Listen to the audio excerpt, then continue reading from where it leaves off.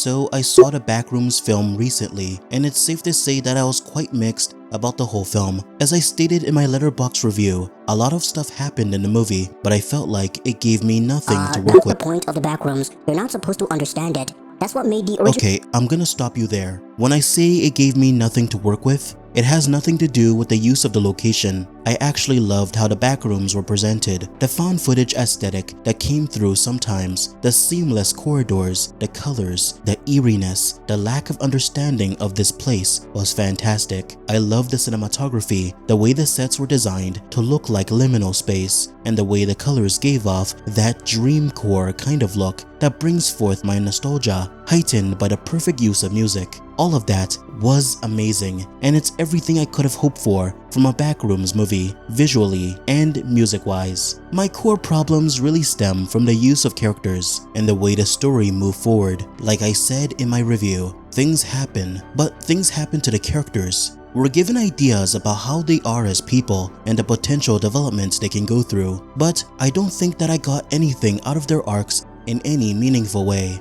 One character's arc is hardly explored, and the other has hints to their arc and backstory without much real exploration of it. That's why the story, despite having interesting avenues to go down, never really takes shape, because the characters driving that plot don't take shape in a meaningful way either. I'm not the only one that feels this way. The Backrooms is not a universally adored film. It's kind of like the Five Nights at Freddy's movies. There are many people who love it, but some feel that it wasn't utilized in the way they hoped, whether that's capturing the vibes of the original creepypasta or hoping for more ridiculous aspects of the lore to come in. So in this video, I want to explore the many ways of making a Backrooms film. Was Kane Pixels movie the best possible product that could have come out of it? And was there another way to completely satisfy fans who wanted something particular out of the series? If you are new to the channel, be sure to subscribe, and without further ado, let's get started.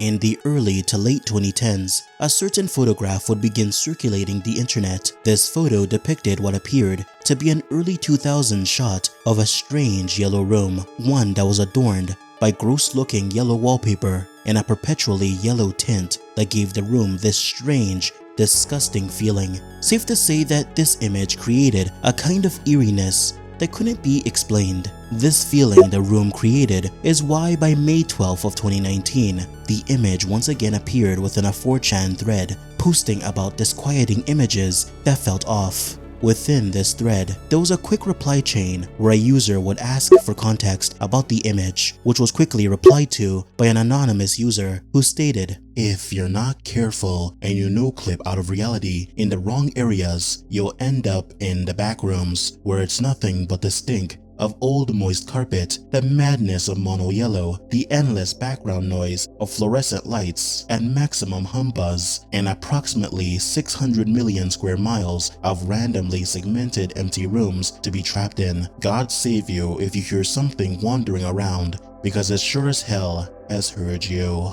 The image and the original reply were then repackaged into a singular post that would circulate the internet, creating the original Backrooms lore we all know. So according to the original reply about the Backrooms, the location is a place one can no-clip into, basically a distortion in the world where one can accidentally phase into this level of reality. Once inside, the victim is trapped in 600 million square miles of the same mono-yellow complex with wet floors and the annoying humming of lights. However, based on the comment as well, there was a slight potential that something else existed in this space, a creature or entity that, just like you, is either scared or curious about what might be present in this space. This is the version of the Backrooms that is the most simplistic of the iterations. There really isn't anything complex about it. It's a location that relies on the power of the unknown to scare the reader, a place in which the repetitive location, the buzzing of the lights, and the constant paranoia about what might be within this place is what really drives the interest of this creepypasta. Because of this simplicity, it's not really possible to make a film using this version of the Backrooms. Sure, the idea of a massive yellow complex in which a creature may exist is scary, and I definitely think that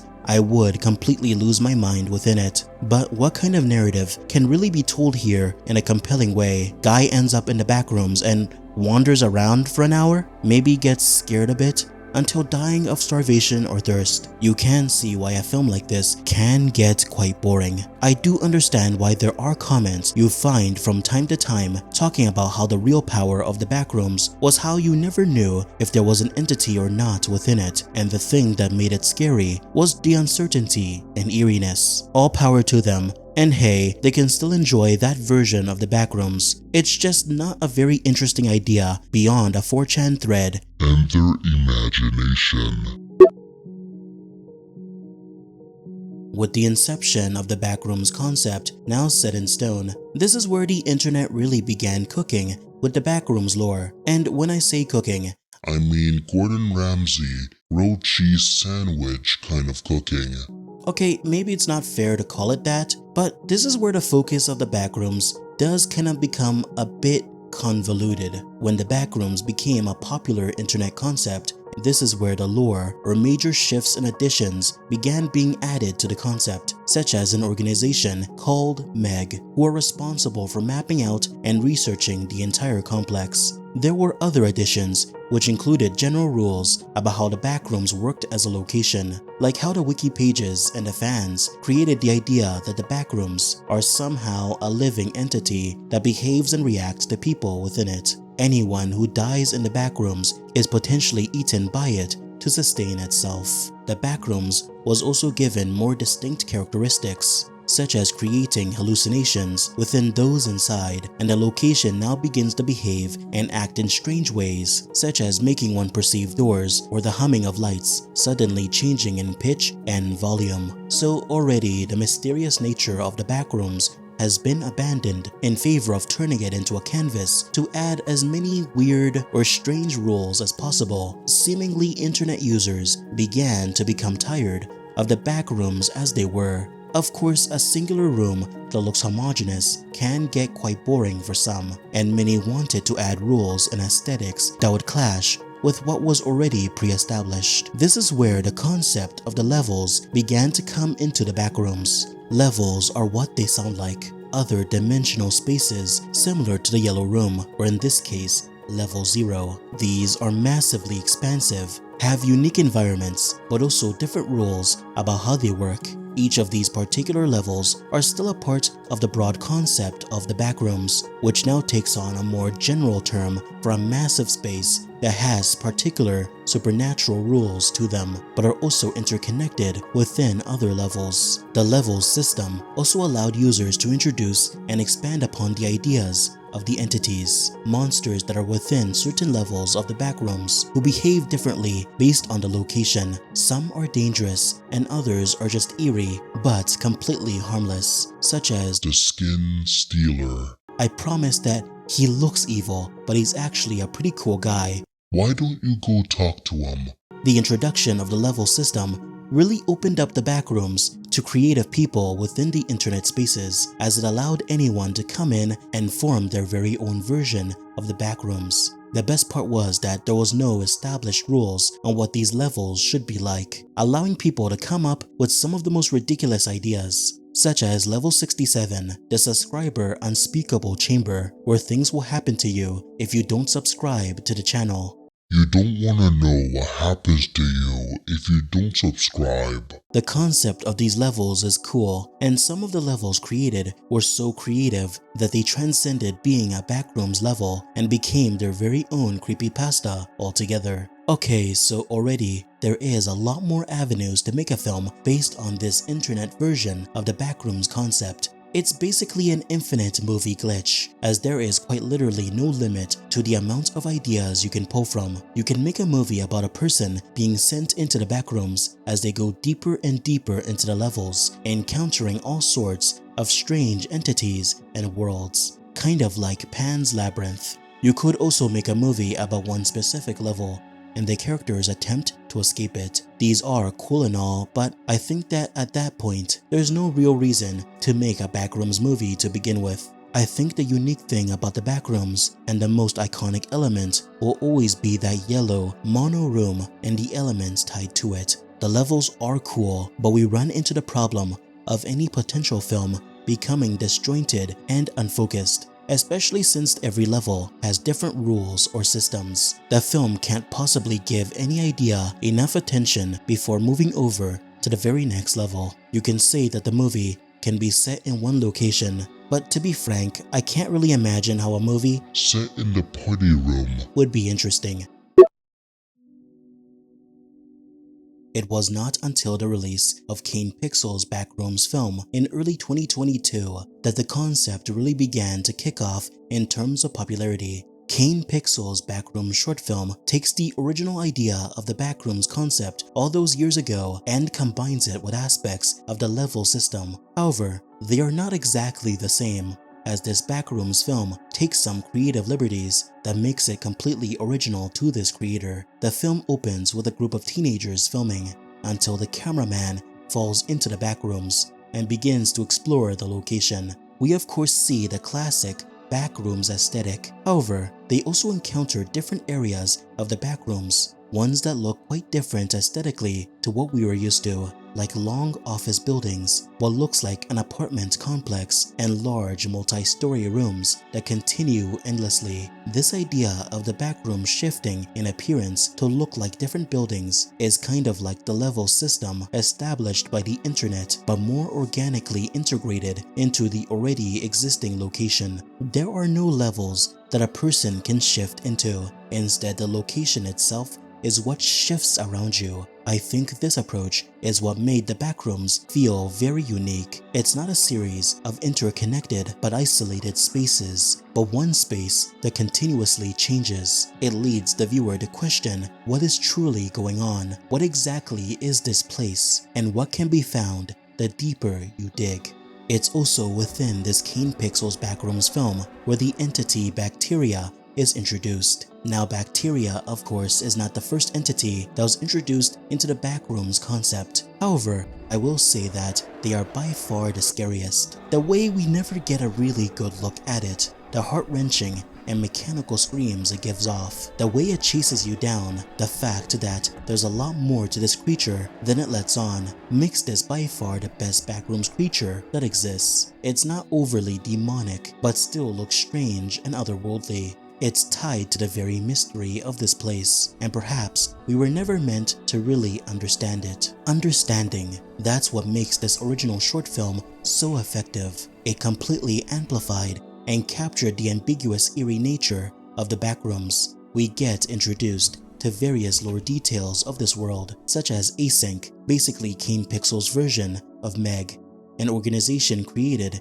to explore and map out the Backrooms for scientific research. It's through Kane Pixels' expanded lore videos where we really get to see the narrative potential of the Backrooms expand. The way he delves into the mystery of this place is extremely compelling and expands upon even more mysteries we know nothing about, such as the missing person who's kept from decomposing, the way the Backrooms can randomly shift people within it, how time distorts inside the location, and even more cryptic mysteries surrounding the entities within it. Best of all, the expanded lore shows us just how narratively powerful the idea can be. There's a shot from the video Missing Person that really affected me for some reason. It's a missing persons poster showing a 2-year-old who presumably got lost within the Backrooms. I don't know, there's just something that really affected me on an emotional level when it came to it. The fact that someone so young got lost within the Backrooms is heart-wrenching, and I can't imagine the fear and panic that they experienced. At the end of the day, this proves that the Backrooms as a location really challenges our ideas of isolation and the fear of the unknown. The Backrooms itself is not evil, but there's strangely a feeling of ill intent. This is a place that simply exists and perhaps remembers and mimics things from our lives. But the lack of people, the lack of any purpose, makes this place feel malevolent. However, we cannot blame this place for what it does to the people within it. As we all know, Kane Pixels was given the opportunity by A24 to turn the Backrooms into a feature-length movie. The film was interesting. It doesn't delve too much into exactly what the Backrooms is, because again, we're not really supposed to know much about it. As we've seen so far, the power of the Backrooms comes from the unknown. The location is simply an empty canvas in which any story can be told. I've made my problems about the movie pretty clear. Although the style and aesthetic of the movie is very well done, I do feel that the film itself fails at its story and its characters. The use of the location is great. I thought it was used about as well as it could have been, and I'm not gonna sit here and tell you that they should have done something more interesting with the place, because frankly, what could they have possibly done? The film utilizes the location about as well as the first short film, a place that can't quite be understood. Characters explore it a bit, are confused, are chased by a creature, and that's about it. There's no fault in that, and I think it does showcase the core problems of trying to create a grand narrative using the location. The Backrooms is a canvas, but a pretty limited one. You can't really tell a grand narrative because at the end of the day, we're not really meant to understand the place. This is not something that the web series suffers from, because the benefits of being a web series is that you can create as much disconnected content as you want, having the viewer piece together the story slowly but surely. You can't really do that in a movie, as information has to be presented in an easy to understand way. It's why I don't think stories like Vita Carnis or Local 58 would ever work in film form. I worked on my very own analog horror series, and there's just something very easy and gratifying about creating a story in which you don't have to give a distinct structure or flow in how the story is told, because the fun really comes from trying to figure out what's going on in the narrative through the information given. Do check it out if you have the time.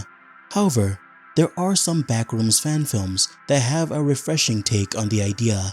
Backrooms Stalker by the channel Spectre is one of the best Backrooms fan films I've ever seen. Backrooms Stalker explores a group of scientists who no-clip into a deeper section of the facility, which requires them to be saved.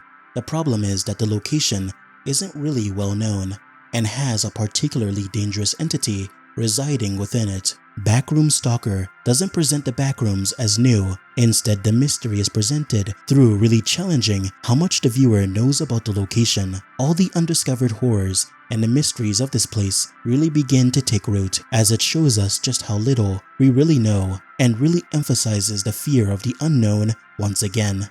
The only real problem is that you can't release a Backrooms film like this in theaters. The core problem is that it's a movie based on the assumption that you already have surface level knowledge about the Backrooms, and this opens up avenues to explore more unknown or cryptic elements we're not used to. However, this becomes a problem for a more general audience member. Unfortunately, you can't just jump ahead and skip right into a deep dive into the Backrooms as a concept, especially since the audience has no real conceived idea of what this place is like. So, all things considered, I do think that the Backrooms movie was a pretty solid attempt at bringing the concept to life. But hey, maybe you feel different. Let me know what you think in the comments below, and check out the videos shown here.